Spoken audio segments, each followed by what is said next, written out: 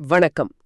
இன்னைக்கு நாம சினுவா அச்சுபேயோட புகழ்பெற்ற நாவல் சிதைவுகள் அதுல இருந்து ஒரு முக்கியமான பகுதிய, அதாவது அத்தியாயம் 13 கொஞ்சம் ஆழமா பார்க்க போறோம். ஆமா. குறிப்பா உமுவோஃபியா கிராமத்துல நடக்கிற ஒரு இறுதிச் சடங்கும் அதை தொடர்ந்து நடக்கிற நிகழ்வுகளும். கரெக்ட். கதை ஆரம்பிக்கிறதே ஒரு மாதிரி எப்படி சொல்றது, ஒரு அமானுஷ்யமான சூழல்ல. ராத்திரி நேரம், உமுவோஃபியா கிராமம், காத்துல ஒரு இசை கேக்குது. எக்குவேன்னு ஒரு மரக்கை, டிக்குகோ டிக்குகோ டிக்குகோ. ம் அந்த சத்தம் அதோட சேர்ந்து பீரங்கியோட சத்தமும் கேக்குது. டிம் டிம் டிம்னு. ஆமா, இந்த சத்தங்கள் கேட்டாலே கிராம மக்களுக்கு தெரிஞ்சிரும் ஏதோ விபரீதம், யாரோ இறந்துட்டாங்கன்னு. சரிதான். அந்த ஒலிகள் வந்துட்டு சாதாரண ஒலிகள் இல்ல. அது மரணத்தோட அறிவிப்பு. உடனே மக்கள் தூக்கத்திலிருந்து எந்திரிச்சு கொஞ்சம் பதட்டத்தோட யாருன்னு கேட்க ஆரம்பிப்பாங்க. அந்த எக்குவே ஒளி முதல்ல குலத்தோட பெரிய பேரை சொல்லுது இல்லையா, உமுவோஃபியா ஒபோடோடைக்கே, வீரர்களோட பூமி அப்படின்னு. ஆமா. அப்புறமா இன்னும் குறிப்பா கிராமத்தோட பேரை சொல்லுது, இக்வேடோ. இது வந்துட்டு நம்ம கதையோட நாயகன் ஒகங்குவோவோட கிராமம். கடைசி வரைக்கும் ஒரு சஸ்பென்ஸ். கடைசியாதான் இறந்தவரோட பேர் வருது, எசுடு. அவர் வந்துட்டு குலத்திலே ரொம்ப மதிக்கப்படுற ஒரு பெரியவர், ஒரு மாவீரன் கூட. ஆமா. இத கேட்டதும் ஒகங்குவோவுக்கு ஒரு பெரிய அதிர்ச்சி. அவருக்கு உடனே ஒரு விஷயம் ஞாபகம் வருது. ஓ, அந்த இக்போனா விஷயம் இல்லையா? கடைசியே எசுடு ஒகங்குவா பார்த்து எச்சரிச்சது. அந்த பையன் உன்னை அப்பான்னு கூப்பிடுறான், அவன் சாவில நீ பங்கெடுக்காதேன்னு சொன்னது. அதேதான். அந்த எச்சரிக்கையை மீறினது அப்போ அவரை உறுத்த ஆரம்பிக்குது. எசுடு சாதாரண ஆள் இல்ல. குலத்துல 3 பட்டங்கள் வாங்கினவரு. அது ரொம்ப பெரிய கௌரவம். அதனாலதான் குலமே ஒன்னா திரளுது அவரோட இறுதிச் சடங்குக்கு இல்லையா, ஒரு மாவீரனை வழி அனுப்பி வைக்க. ஆமா. அந்த இறுதிச் சடங்கு அது ஒரு பெரிய நிகழ்வு. பெரிய நிகழ்வு மட்டுமில்ல, கொஞ்சம் பயங்கரமாவும் இருக்குன்னு தோணுது. பழைய காலத்து மரண முரசுகள் பயங்கரமா அடிக்குது, துப்பாக்கிகள் பீரங்கிகள் வேற சுடுறாங்க. வீரர்கள் எல்லாம் புகப்படிஞ்ச ராஃபி ஆடைகளை போட்டுட்டு உடம்புல சுண்ணாம்பு கரியெல்லாம் பூசிட்டு ஒரு மாதிரி ஆக்ரோஷமா. ஆமா, வெறியோட திரியறாங்க, மரத்தை வெட்டுறாங்க, மிருகங்களை கொல்றாங்க, கூரை மேல ஏறி ஆடுறாங்க. இது இறுதிச் சடங்கா இல்ல போர் மாதிரி இருக்கே?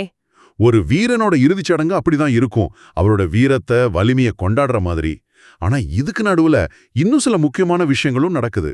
நீங்க அந்த எக்கோகோவை பத்தி சொல்றீங்களா? மூதாதேர் ஆவிகள். ஆமா. அவங்க அப்பப்போ தோன்றுவாங்க. ராஃபியாவால முழுசா மூடிட்டு ஒரு மாதிரி அமானுஷ்யமான குரலை பேசிட்டு வருவாங்க. இது வெறும் சடங்கு இல்ல. உயிரோட இருக்கிறவங்களுக்கும் இறந்த மூதாதையர்களுக்கும் ஒரு தொடர்பு, ஒரு பாலம் மாதிரி. அதுலயே ஒரு எக்கோ ரொம்ப பயங்கரமானதுன்னு சொல்றாங்க.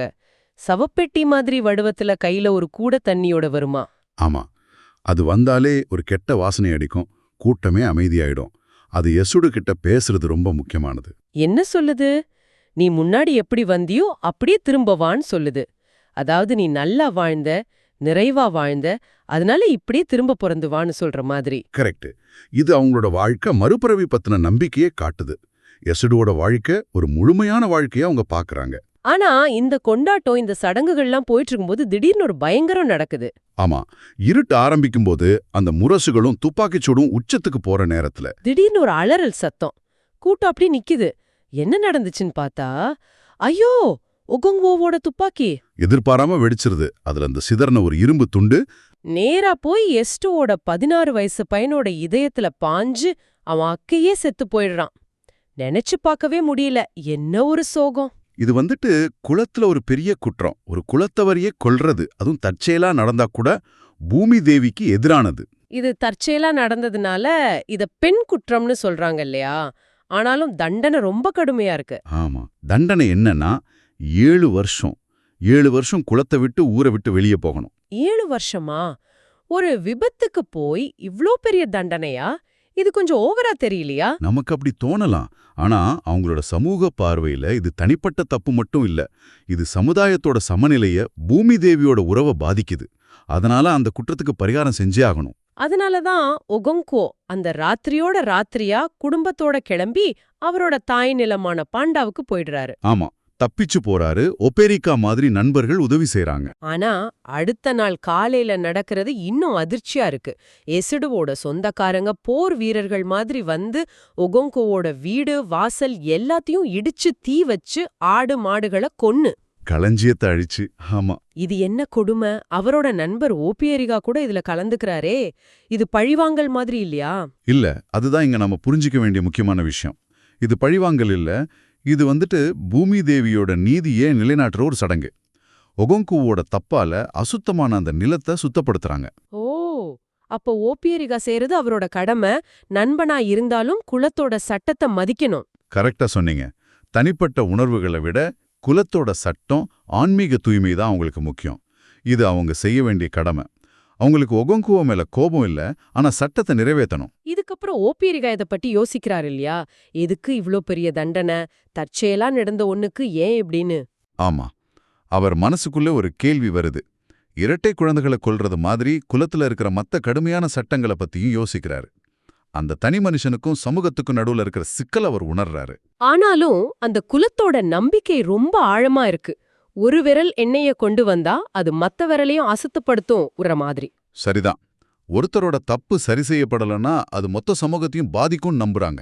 ஆக ஒரு மரியாதைக்குரிய வீரரோட இறுதிச் சடங்கு எப்படி ஒரு எதிர்பாராத சோகமா மாறி ஒகோன்கோவோட வாழ்க்கையே தலைகீழா மாத்துச்சுன்னும், அதே சமயம் உமுவோஃபியா குலத்தோட அந்த கடுமையான சட்டங்கள், நம்பிக்கைகள், அவங்களோட நீதி குறித்த பார்வை எவ்வளவு ஆழமானது, வித்தியாசமானதுன்னு இந்த பகுதி காட்டுது. ரொம்ப சரியா சொன்னீங்க. இது நம்மள ஒரு முக்கியமான கேள்வியோட நிக்குது பாருங்க. ஒரு தனிநபரோட கவனக்குறைவு, ஒரு தற்செயலான செயல், அதுக்கும் ஒரு சமூகத்தோட நீதிய, இல்ல அவங்க நம்புற தெய்வத்தோட நீதிய நிலைநாட்டுற ஒரு பெரிய தேவைக்கும் நடுவுல இருக்கிற அந்த இழுபறியை நாம எப்படி புரிஞ்சுக்கிறது? குறிப்பா எது சரி எது தப்புன்னு நமக்கு தெளிவா தெரியாத சூழல்ல ஒரு சமூகம் எப்படி தனிப்பட்ட தவறையும் சமூக ஒழுங்கையும் சமன் செய்யுது? இது நீங்க யோசிச்சு பார்க்க வேண்டிய ஒரு விஷயம்.